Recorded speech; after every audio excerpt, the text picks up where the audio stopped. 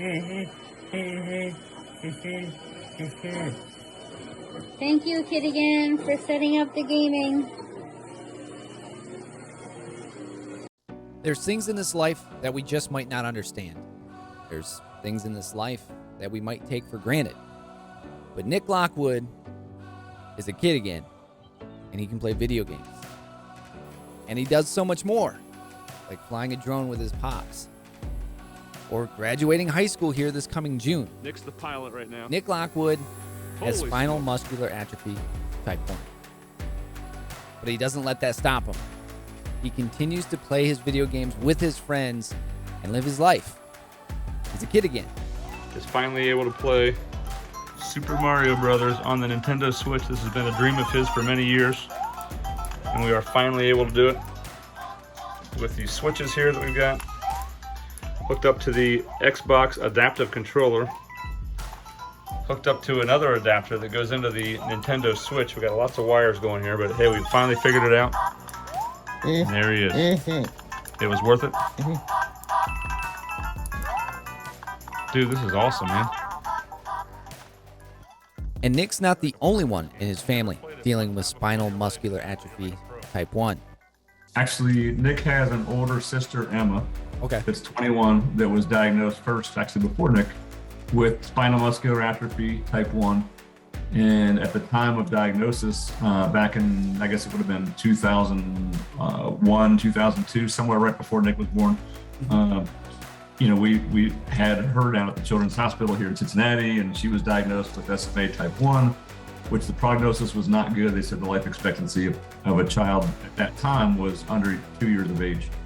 And so we were, of course, devastated as parents. We'd never heard about this disease before.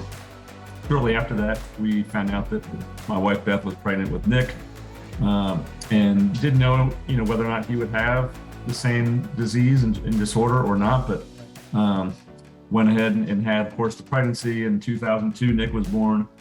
Not too long after birth, realized he wasn't reaching some of the milestones as well, kind of like Emma was following that same path. So we quickly knew that he probably still had a SMA or spinal muscular atrophy type 1, like a sister Emma. The story isn't about sadness, and the story isn't about feel bad for Nick and his family. The story is to show you how Nick is playing the cards he was dealt and is making his own life for himself, and his family is learning every step of the way. And there's a lot of things that come with it. There's a lot of barriers that you have to get around, but they are doing what they know how to do, and that is help their kids be kids again.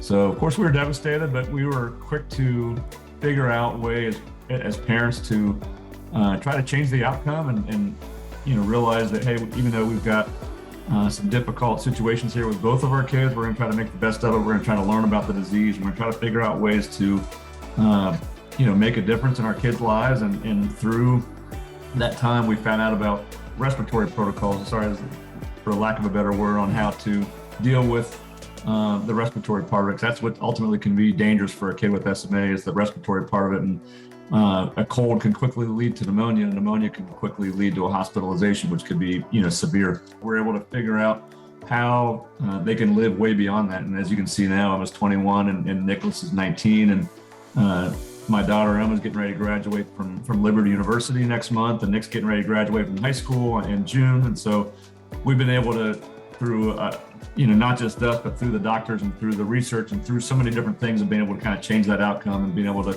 provide a future for our kids. And gaming and so forth has been a huge bonus, just being able to provide that opportunity, because our kids can't do a lot of the same things that other kids can do, but they can do this. And so we just have kind of figured out a way to make it work for Nick, and it's been a blessing, and it's been a lot of fun to be able to be a part of. The date is January 17th, 2020, and Nick, for the first time, has got 5 switches going on his Xbox game. We're playing Sonic Forces. This is the adaptive controller, and for the first time, he's got 5 switches. We've got the A and X button activated, along with the forward, right, and the left. So let's show what we got. So right here is your X button, is that correct? Mm-hmm. Over here we got right and left. I believe this might be the forward button over here on this leg. And then over here we got another thing here And talking with Nick, I learned he just wants to do the same things that we want to do. He wants to play video games with his friends. He wants to have those memories. He wants to have a good time. And I asked Nick what some of his favorite games are. And I asked Nick what his message is to the people that might think it's not possible.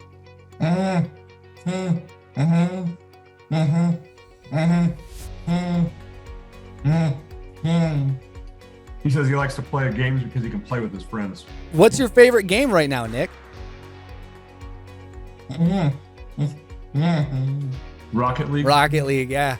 I tell you what, buddy, it's one of my favorites as well. How did A Kid Again come about, and how did you guys get associated with A Kid Again? So we found out about it probably, gosh, it's been almost from the beginning of when Emma was diagnosed. We found out about it, and then of course Nick was born in 2002. So I'm guessing it was probably somewhere 2005-ish, somewhere on there. We got involved with Kid Again, and we're associated with the Kings Island event that they did every year. So they brought families that have life-threatening issues. Were brought together from all over this tri-state area and also all over Ohio. The families come together at Kings Island.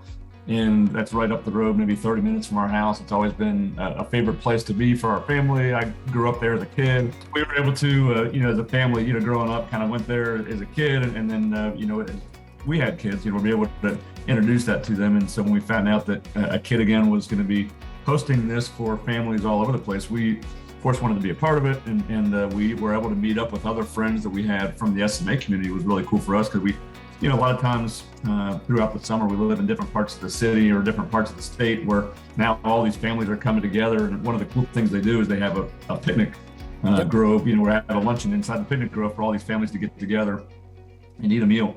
And so we get to meet up with these families and then be able to kind of, have like a reunion and then hopefully hang out at the park as well, be able to go out and ride some of these rides that some of them are accessible and a lot of them are not, but it doesn't matter. It's just fun to get out, do something different, go up to the top of the Eiffel Tower. When they were a little younger, they were actually able to get on some of those rides for the kids over in the, I used to call it Hanna-Barbera Land. I think it's called Planet Snoopy now, I think they call it. But And with A Kid Again, you can see exactly what Kevin and his wife Beth were trying to give their kids.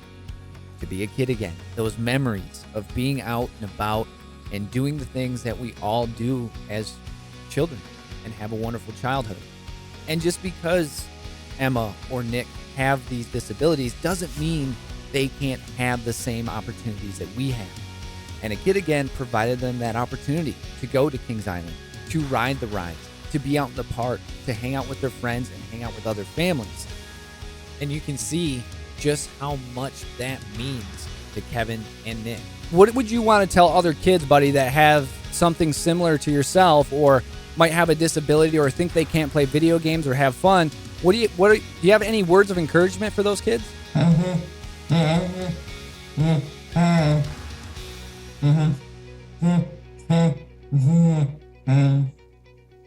So whatever you have, you can still play video games.